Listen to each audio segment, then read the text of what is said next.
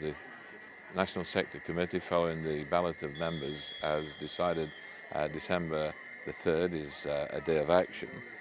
Very difficult to have industrial action because we're all concerned, and certainly no more than the colleagues who work in the health sector, not to put patients' lives at risk, children at risk. So various actions are being formed, and we do obviously hope that they will be supported.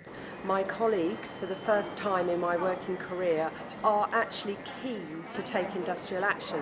They're keen to show their views to the government.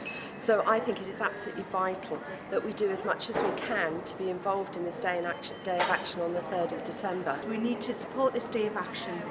I've been a rep for 22 years. I have never seen such dissatisfaction among my colleagues about the level of pay. The truth of the matter is that health workers and public sector workers generally have been suffering effective cuts in wages for the past year. So there is a question of looking at redressing these questions and ensuring in the future going forward that the pay board awards are actually honoured by the government in a way that they didn't do on this occasion. Many of us work extra hours because we're dedicated to our work. Those of us in the health sector have been squeezed really over the last few years.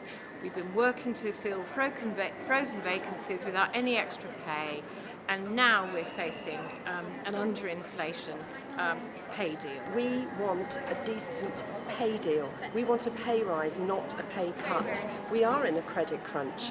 We're living that every day. Supporting the day of action is important to get their attention, to see if we can at least get back to the table to discuss what the issues are for the community practitioners. Good luck to everyone. The union will put all the resources it can into supporting the very just case and just argument that public sector pay needs to keep pace at least with inflation. So I wish you well and solidarity in the day of action.